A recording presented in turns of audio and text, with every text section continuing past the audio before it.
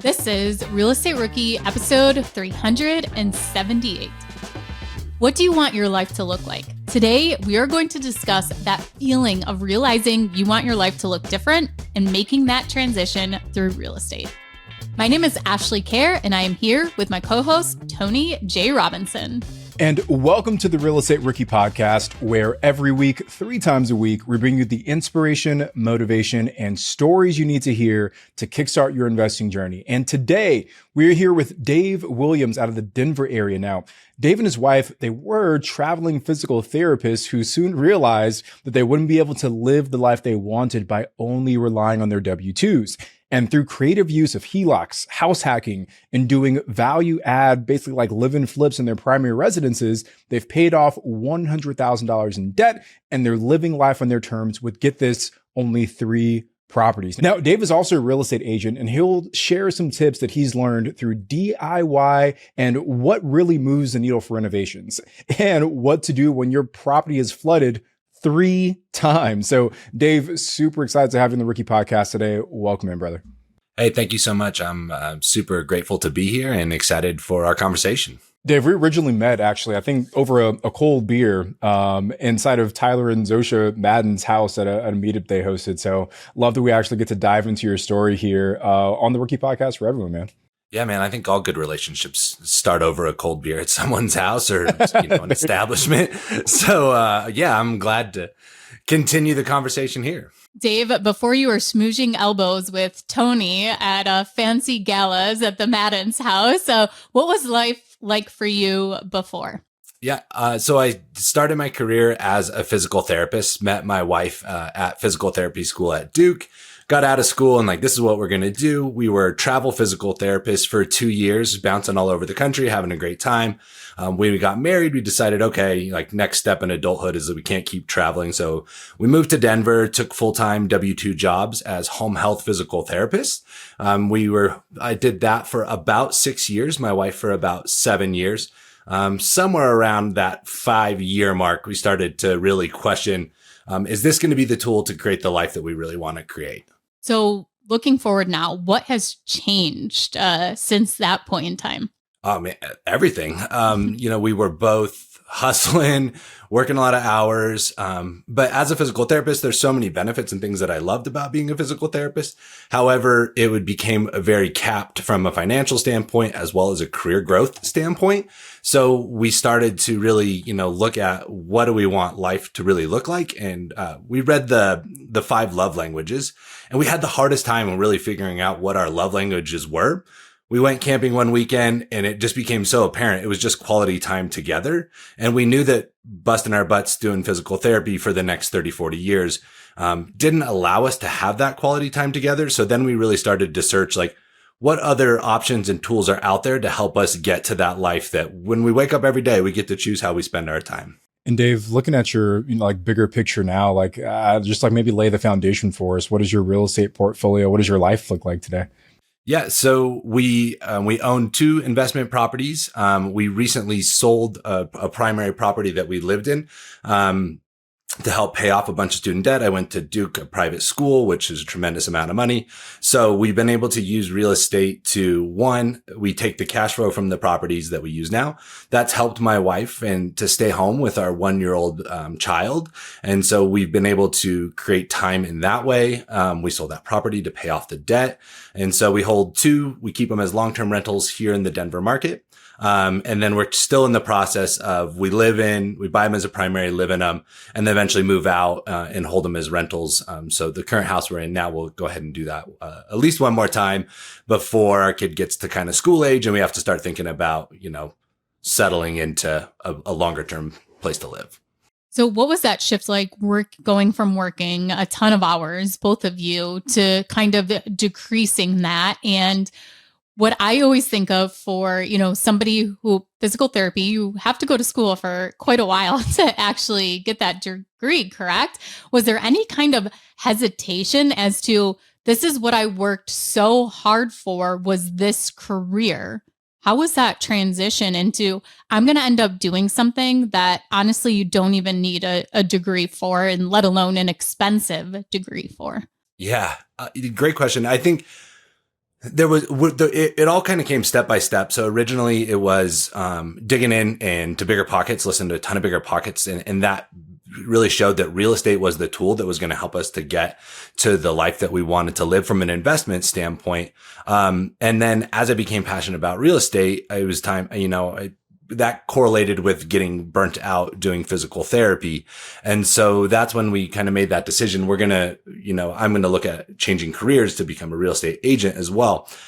For me, I think the only thing constant in life is change. And so I was able to embrace that. My wife is super supportive, firm believer in making that change as well. So maybe there's some from outside pressure and people questioning you got your doctorate, you put all these years into school. Are you sure that this is something that you want to do? But that, to me, that's just a sunk cost fallacy, right? I don't want it because I did something before. I don't want that to dictate the rest of my life. And so, the change actually came fairly naturally, and we did it in a step-by-step process. So we didn't go all in. And so we've kind of slowly been building towards that life that we want to live, but making sure that we focus along the way to step by step create that life, knowing that we'll eventually get there, but the journey is so important to us. And we don't want to when we're 55, we're going to be able to retire, or 40 or whatever that may be. Let's build this life every single step that we can. So Dave, please tell us, what were the changes you had to make financially to be able to start investing in real estate, to be able to cut down on working as a physical therapist? Yeah. So when we were both physical therapists and we decided we're going to buy our first house, the first house wasn't bought as an investment strategy. It was just this is the next step in being an adult. We've gotten married. We moved to one place. We're going to buy a primary home. And in doing so, we both were W-2 jobs. So it's trading time for money. So we both picked up as many shifts, as we could, as well as, we were really strict on a budget. So we had a monthly budget spreadsheet that we would go through every month. We'd stay on track with that. And so that helped us get into that first house. And then after living there for a couple of years, realizing that was our biggest expense was our mortgage, house hacking and renting out the basement became the next step to go ahead and increase that income a little bit more while we continued to hustle. As time has gone, even in a short period of time from 2017 to now, real estate in Denver has jumped up even significantly more expensively. And so becoming a real estate agent, when the market gets more expensive, we're paid on a commission-based percentage of the sale. And so it helps to adjust for, properties becoming more expensive, in my new career to be able to account for that. Dave, one of the things you mentioned was budgeting. And, I can see some people, getting goosebumps on the back of their neck because the word budgeting just elicits sometimes these emotions that aren't always positive. I think some people look at budgeting as almost like not being able to live life to your fullest. So I don't know, I guess what was your and your wife's perspective about hey, let's buckle down and get on this budget together? Yeah, I think the first step was being realistic about what we spent. So it was audit what we were spending before and not have this, thought that we're not going to eat out anymore and we're not going to go drink cold beers. We're not going to do any of that. So we were realistic about what we were spending. And then just slowly tighten from there. And for me personally, I find freedom in knowing that everything else is dialed in. And so I didn't feel constrained. I just felt hey, I know we're sticking to the budget. I know we're checking in regularly on it. So that to me allowed some freedom to know that we were on the track and not have to think about it all the time, because we had those regular check-ins. The best that I ever was at budgeting was when I was trying to pay off my student loan debt. I literally spent no money because that excitement, that adrenaline rush of paying $3 towards my student loans was more exciting to me than getting a coffee in the morning, So if your goal is big enough and you are using something to track your goal, or you have some kind of reminder of your goal, and it goes back to that SMART goal, is the measurement of it. That is so big and helping you actually see the progress in your goal. That's going to become more attainable and more exciting to you than the other things that you thought were important to you spending money on. So that was a huge motivator for me, is to keeping track of every single penny that I could dump into my student loans and saying no to expenses that I thought I needed, but I actually didn't need. Ash, you bring up such a good point. It's like having an emotional connection behind the budgeting makes it a little bit easier. Like same, I can kind of pinpoint when I got really serious about budgeting, and it was when I was saving for two things at the same time. I was saving for the down payment for my first primary residence, and I was saving for Sarah's engagement ring, right? Like what two big life events that you want to put as much money towards that as you can. So it's like, if you're a Ricky and you're listening to this, try and frame that first real estate investment as monumental of a moment as buying your first primary residence or buying the engagement ring for your spouse. Or paying off your student loans. Or paying off your student loans. Yeah.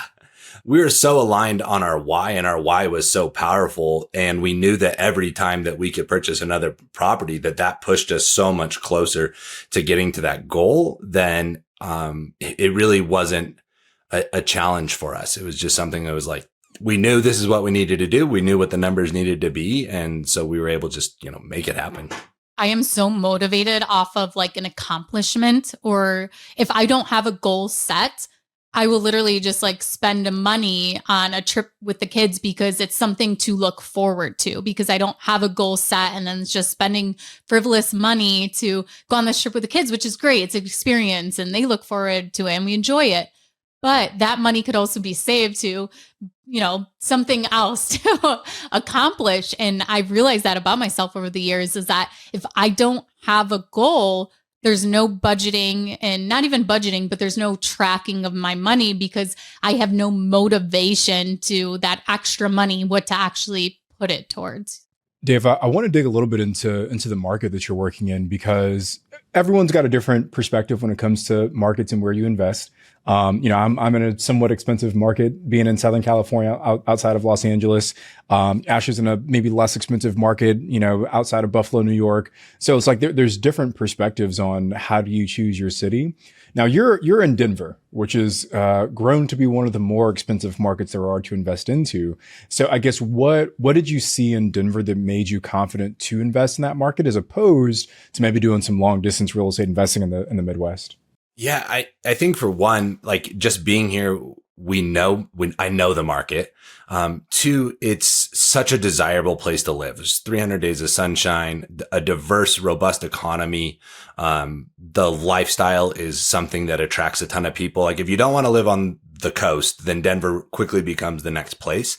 And so frequently we've seen people just like us, young couples, right out of college or out of grad school, whatever that may be, moving to Denver. And we've, in the short period of time, have seen so much growth here. So we knew, for one, from that long-term wealth building strategy, that the appreciation in Denver is going to be we're very confident in that. And then two, we then used strategies to help us, especially when we were both physical therapists as moderate earners, if we can't just go out there and put 20-25% down on investment properties here, what can we do? Like, we're okay to be uncomfortable and to move every 1 to 2 years. We're okay to live in a renovation. We're okay to rent out the basement. So we utilize those other strategies to help us be able to continue to invest here. And now we are able to, reap the benefits of both great cash flow and long-term appreciation. And, to me, it seemed that's less risky to me. I'm so confident in this market, rather than going out to a different market and, not having as much confidence. Dave, I want to ask specifically on different strategies. If you have clients coming in, they've never been to Denver, and let's say one wants to flip a house, one wants to house hack, and one just wants to invest in a rental property. Do you have different markets, like different neighborhoods that you would recommend to each of those different clients? Yeah, absolutely. First and foremost, on flipping, I think a lot of times people underestimate the difficulty in hiring good contractors, staying on budget during a flip, and being able to really create a successful home, and finding good help in a market where everybody's looking for good help. So, that's super deal dependent. And so finding the right avenues and finding the right deal source, and making sure that you buy at the right price is extremely important there. And that way you've got that wiggle room on that exit, because it's going to cost more than you think to renovate it, and it's going to take longer than you think to renovate it. And then, for house hacking, I always like to look at the neighborhood one outside of the growth, one outside of the most popular places to live. And you can really kind of see that progress coming. And then from there, it's kind of house hacking or where to flip or where to live is going to be, that comfort, do you want to live in the nice neighborhood? Well, then you're maybe not going to see that super fast appreciation in the neighborhood where we're starting to see a lot of flippers come in. We're starting to see a lot of development come in. We're starting to see that renovation grow. And it may be a little bit undesirable for a year or two, but you're going to be in the fastest path of appreciation. So I always like that, just kind of that one step out. I love to be somewhat around, like a local commercial area. So like we invest a lot in Arvada, which has got a light rail to it. It's got its own little downtown, but we're not in the heart of the city, but we're on the west side of I-25. So we're on the side of the mountains. I always love that because the mountains, it's not quite the ocean, but it is a physical barrier to growth. Whereas to the east of Denver, they're going to just build new and new and new, and it's just going to spread and spread and spread. So I love to advise people west side if possible, and to use that as an advantage to know that the land is gone. And so the appreciation is going to be even more significant. And do you have some insider information of specific neighborhoods that our listeners should be checking into? So you mentioned Arvada. Is there any other ones? I think, South Denver is a popular area for folks right now. As far as a lot of turnover there. So I got great proximity to, downtown for people that work down there. You still can be on the west side of 25. I love, Arvada, Wheat Ridge, Inglewood, I like the outskirts outside of Denver. Denver's got some stricter regulations, both on short-term and long-term rentals. And so being in some of the suburbs, you get all the benefits of being in Denver, all the benefits of being in Colorado and mountain access, with maybe less regulation. And so I think that's a good strategy as well. Okay, so everyone listening, I want you to go into your car, open up, your middle console, pull out your map from the 90s of Denver, and I want you to go back and listen to what Dave just said, and you're going to circle, you're going to highlight, you're going to draw lines, you're going to listen to the roads that he mentioned as to what side you want to be on. This is valuable information if you are interested in investing in Colorado and Denver. And, Dave just gave you great insights as to areas he recommends that you should be looking into. Of course, do your own research and make sure it fits with your strategy, but take the time to go back and listen to that piece and really look on a map what areas he's defining. Yeah. Ashley, are you recommending that people actually print out physical maps? I mean, everyone. We just lost. We just lost like 50% of our audience right now. Who even has? Okay, you screenshot it on your phone, and then you go to edit, and then you take the little draw tool, and then you draw. Ashley's got the Rand McNally's. Come on, Ashley. Just funny side story, right? My niece is 8 years old, and somehow we were talking about like birthdays, and she was like, she calls me uncle. She's like, Uncle, what year were you born? And I said 19. I didn't even get to finish, and she was like, 19. She was like, you were born in the 1900s? I was like, well, I don't know about like the 1900s, but yeah, I was born in the the later part of that century. Anyway, enough about, me talking, getting to my middle age here. So Dave, your strategy is moving into these properties, living in them while you're doing the renovations, and then moving out afterwards to keep them as rentals. So, I guess what advice or maybe tips would you have to someone who wants to turn a primary into a rental? Like, I guess what's my game plan be going into looking at properties if that's my exit strategy? So like one thing, and I do this for all my clients, is like, let's look at what the rental rate is on that property now. Let's look at what your mortgage is. And then let's apply like, how long do you think that you're going to live there? And then we can apply a conservative rental appreciation. Typically we see about 4% here. During the COVID years, we saw 16% appreciation in rental rates. And so I always tell people like, you can't bank on 16%, but if you're not in the game, you're not going to get the benefits of it. So, one, I think it's a great strategy because two, worst case scenario, you have your own place to live in. And so if the numbers don't work out day one, but they work out within 3 years, great, move out and rent. If it's 5 years, at least you have your own property that you're collecting appreciation on, and your money is going towards, wealth building strategy. So, I think that's one good thing to do. Buying and knowing in the area what type of renter would be there. And so we've strategized like small single family homes. At first we thought duplex is the way. We listened to Bigger Pockets, like house hack, we need a duplex. There's just not that many small multifamilies and duplexes in Denver. And so buying these small single family homes, everybody that lives in Colorado's got a dog. So having a yard is super helpful. Having an outdoor space is super helpful, and knowing that the people that are coming, it's a lot of young professionals. So if you can put yourself in an area where young professionals want to be, you don't have to have a huge property, but you can have something that's going to be really successful and really desirable. Dave, such great advice. And I just want to follow that up with one last question about your strategy here. There's a lot of different loan products that people use when they buy real estate. For you specifically, what have you found to be maybe the best loan product for your strategy of the live-in renovations that turn into rentals? Yeah, it depends on market and interest rate cycle, but one, by buying it as your primary, you're going to get the option of the lowest percent down. Two, you're going to get the access to the best interest rates that the lenders are willing to give. And then now in our most recent purchase that we got in 2023, we used a 2-1 buy down. So essentially, the seller gave a credit or concession to pay 2% of the interest rate for the first year, 1% of the interest rate for the second year. And we use that just to buy us time. The plan is to be able to refinance. Like nobody has the crystal ball, but everybody talks within 12 to 24 months. We're hoping that there's going to be an opportunity to refinance. We're conservative. We don't run our numbers, banking on that. And I tell that to all my clients is like, you got to be comfortable with that year 3 payment. And if not, then maybe it's not the right strategy, but we want to be able to buy ourselves a bit of time, keep our payments as low as possible, and then, just be watching for the opportunity to refinance.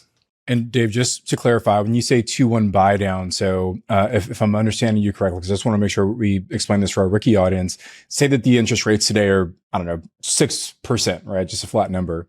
A 2-1 buy down would mean that in your first year, you're paying an interest rate of 4%. And your next year, you're paying an interest rate of 5%. And that final year is when it resets to whatever market rates were at the time. Am I understanding that correctly? Yeah, that's exactly correct. The seller does have to give those contributions. You're not able to do that yourself. You're not able to purchase your own 2-1 buy down in your product. But we structure deals sometimes where maybe we offer over to cover that buy down cost, and then the seller gives that in concession back in order to do that temporary rate buy down. So anytime that we're in a renovation, my wife and I have this thing where it's like, one of us wants to do one thing, one wants to do another thing. And the question is always, if we do that, how many more dollars per month will that make us as a rental? And more often than not, it's zero when it comes to making kind of the next, if it's a design choice. But that is the filter that we use often is, we want to make sure that we're creating something that's going to produce revenue on the back end. We really focus on, depending on the area, what bed bath count. When we do renovations, we keep them fairly neutral because this is something that it's not a flip that's going to need to be on trend that we sell one time. But every time that we have a tenant turnover, we know that we kind of need to resell that property. So keeping it neutral is something that we always focus on. We make sure that the kitchen is functional, good appliances, and then get super high quality photos to help us to market that property. I love that point, Dave, about like reselling your property to the next tenant. I've never really heard it phrased that way. Ash, are you thinking about that same thing when you have tenant turnover as well? Like how costly it is. Yeah. I don't mind tenant turnover because it gives me an opportunity to adjust rent to current market values without having difficult conversations with tenants that have been great. And so, typical turnover for us is 1 to 2 years. And again, we get a lot of young professionals. They either move here and then they decide to buy, or they move here and then, maybe life starts and they want to move back home to be closer to family with children or something like that. So that's part of our strategy and understanding that turnover is going to be part of it. Certainly costs involved in revamping the property and getting it back on the market. But the rental market is so strong and so many people moving here that I essentially run at a near 0% vacancy rate, couple days in between, get cleaners in, handyman in, and get it back on the market. One thing we are having an issue with right now is residents wanting to switch apartments in the same building. And we're kind of trying to develop a strategy for this because not everybody takes care of their apartments and not everybody's pet takes care of their apartments. So how do we, without discriminating, approve one person, go ahead, you can move into this other apartment, even though they have not taken care of the previous apartment that they're in right now, which moving to another one, they're just going to destroy that one too. And then also, we have to renovate the one they're moving out of. So we're trying to find a process where we go in and, it's almost like you're submitting a whole new application with an inspection process of your current unit. And I did talk to another investor, and what she does is she charges a fee. So if you want to switch apartments, you have to pay a significant fee. So that's something we'd have to bake into our leases going forward. But that's like one thing right now that's it's easier right now to, like you said, Dave, like you have no problems with turnover. It's because it's so easy to get tenants right now. And we're having the same, where it's a lot easier for us to put a new tenant into place than to have tenants switch apartments and move in a property, for sure. Ashley, is it an actual fee that they're charging, or just like an increased security deposit, or is it like just a flat out like, hey, unit change fee? It's a flat out fee. Yeah. Interesting. So when I was renting my first apartment, they were it was like a big complex. There was like, I don't know, 2,000 units in this place. And they're like going through and renovating the units. And every time my lease, I was there for like, I don't know, 4 years, I think. And every time my lease came up, they came to me and said, hey, you can stay in your unit at whatever X dollars per month, or you can move into one of our rehab units instead. So they were like trying to pull me out of the non-renovated unit because they wanted to go back and flip it, So it's interesting how there's different, depending on the tenant, maybe it might not be a good thing to get them into that newer unit, Yeah, like the tenant we have is currently, it's in a remodeled unit. It's just, maintenance has been in there, and it's just like the dog has already done damage to the property, and it's just not clean and taken care of in there. And the unit they'd be moving into, the people took care of it for years living in there, and it needs nothing done with it. But there's also the flip side where we have moved people because they are amazing residents and we don't want to lose them to another property. So we accommodate them to get them moved into that situation. So it's like drawing the fine line of how to decide as to who actually gets to transfer and, being fair about it. So, okay. So, are there any other lessons learned that you have kind of dealt with? And maybe this can actually lead us into your horror story of a costly and inconvenient lesson learned. Yeah. Every time I look at a property, either for myself or a client, like we're always checking major stuff. The cosmetic stuff can always be changed. We're looking for value add. So we kind of want that, but we're always looking, in Colorado, foundation issues are not uncommon. We've got, some soil that can expand and contract a tremendous amount, and it's in different pockets throughout the kind of Front Range metro area. So always looking at foundation and windows, roof. We get a lot of hailstorms here, so that's important to check. And then, plumbing and electric. But the story I think you're referring to relates to some foundation and a tremendous amount of water. First of all, just hearing water makes me tense up, getting some anxiety because water in a property is never, ever good. So what were the first signs of this horror story happening? So this is like right in 2020. The world was kind of shook up, and we were looking like we're going to get a duplex. This is our second purchase. This is what we're going to do. That wasn't really shaking out. We'd spent quite a bit of time on that search and not have anything come up fruitful. So, we kind of said, we're going to pause. And then this property pops up in Edgewater, which is a super highly desirable neighborhood. It's close to Sloan's Lake. It's got walkability to trendy bars, restaurants, and still super central to the city. And so, we're like, you know what? This would be a great value add, as well as like the neighborhood that we really, really would love to own in. So house is built in 1909. There's some disclosure of water in the basement. We get a credit to help adjust for some foundation issues as well as water, during the contract when we're under escrow to buy it. I go to do the final walkthrough day before closing. There's more water in the basement. And so it was like, we had to go back to the negotiating table, got that figured out. And so as soon as we purchased the property, we started the renovations on, this water mitigation. So To do that, they excavated a couple of feet around 3 walls of a basement bedroom. Because the house was built in 1909, it wasn't originally built with a basement. So we think it was added later, cinder block walls instead of a concrete foundation. So excavated and put on exterior moisture barrier. Great. We think we've handled it. We've done our due diligence. We're dry. Dave, first of all, the confidence to take on this kind of project for, what was this, your second deal? I'm shaking in my boots just hearing that. Everything can have a problem, and there's a dollar amount to fix a problem. Sometimes that grows along the way, but we knew that this neighborhood was just slam dunk to be able to own in, and eventually it was a small house. So we know if we can just hold this lot for a period of time, that a development opportunity would be really beneficial in this neighborhood. The price was right. The numbers made sense. And so we went forward with it. I just want to ask one clarifying question, because you said that there was no basement originally and that they added the basement afterwards. That's the thought. When speaking with the foundation company, he said, in this time period when the house was built, it wouldn't have had a basement. And so the thought was that, sometime between 1909 and when we purchased in 2020, probably in the 50s, that they added a basement. That's crazy. I wouldn't even think that you could go back and add one like retroactively. I would think that's something you got to do like at the beginning. But yeah, I learned something new today. You would think, that would be quite the undertaking. I think the house was about 750 feet upstairs. And so, I'm sure there was someone at some point like, we got to have more storage.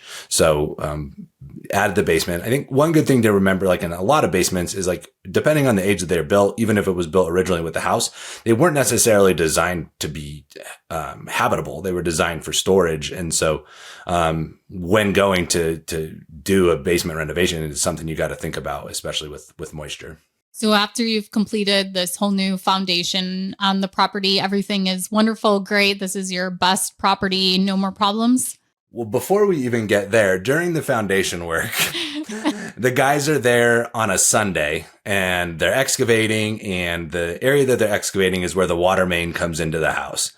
And they break the main. They hit it with the excavator.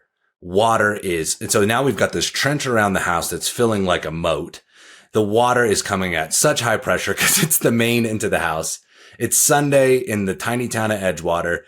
We don't know what to do. We start calling the city, the water department. I think we leave 15 messages, calling Jeff. Jeff is yet to return our call. All these years later, Jeff has never been concerned about the water flowing into our house. So then we're like, we got to find the water, the shut off from the city down at the curb. The landscape is all overgrown. There's so much just debris. We can't find it. We finally find it. Then the contractor doesn't have the key to turn off the water. He's got to call his wife. We don't know what to do. At this point, we've called the fire department. They're on their way. And we finally get the key, finally get it turned off as I see the fire truck pulling down the road. And I call him. I'm like, never mind. And you just see him like, just take a turn. And they didn't even stop. They're just like, whatever. So that flooded the basement again. But at that point, that was fine. Everything had been out of there. We're renovating. It's just concrete floors at that time. So then we think we've got it handled. We're living there. This is during the period of time we're living there. We just finished doing the drywall, just finished putting carpeting, and spring comes. We get a lot of moisture. One thing about the area of Edgewater is the water table is really high. People kind of know this, but we thought we had accounted for it. Did you have to get flood insurance on this property? No. No. Okay. We're probably like a half a block out of the floodplain, but that didn't matter. Yeah. So then we have flood again. So we call the foundation company, and these guys have been fantastic working with us. They come in and install an interior French drain to run to the sump pump. We think now, again, we've done 2 things. We've handled it all. We move out. This last spring here in Denver was a particularly wet one, like tens of thousands of basements had moisture come into them. We were not spared from that either. So I've got tenants in place. Of course, the room that flooded is the room that they use as a bedroom. Ends up that with, dehumidifiers and fans and running all the time, we still can't control the moisture. It just is staying wet. So, luckily there's a bedroom upstairs. They would stay up there. We help, cover part of their rent to, make sure that they are happy and content and then that they're taken care of. have the foundation company out again, this time for free. They come in, we got to take out all the drywall and put on an interior moisture barrier now that runs into the French drain. And then, bring in the drywall guy again and refinish, stretch the carpet back down. I think we had to replace some of the carpet. And my God, I hope we're dry. 2024 be a dry year for us. The first thing that I came to mind is, does Colorado have like some kind of service? In New York, we have 811 where you call before you dig. And it's any contractor, any homeowner is supposed to call and they'll mark out your utilities for you so that you don't hit them. And did you ever ask the contractor as to if they had done that or not? You know what? They're working on a Sunday, which is probably not part of what the plan was. And at this point, they knew where the line was. Like it had been exposed and he just nicked it with the excavator. And yeah, I still work with these guys. They're great. They made everything right. We're able to get it fixed. But yeah, that was an issue. Yeah. I only asked you because I had a contractor who didn't call and he was putting in a driveway and ripped up the electric line and we had to put in all new electric. And then when the electric turned back on, the well was dry and we thought it was the pump. We replaced the pump, but no, the well was dry. And it ran into all these other issues. So now we'll never, ever forget to make sure the contractor has called and not trust them. I have to verify it myself to map out everything. But so everything seems to be okay now after having to deal with that. All the water stories in this one property. And your tenants, everything is great with them down in the basement? They've been so happy. Yep. And they were super accommodating. And I think that's important too, is like in tenant selection. We don't price our properties at the most expensive. We try to be a little bit below that so that we have the ability to get a robust tenant pool to choose from. And we put reserves, we build reserves, 6 months of reserves on every property. So, when these things come, we know that though those expenses are not ones that we want to deal with. I think we were probably around 10 to 12 grand probably total on the most recent repair.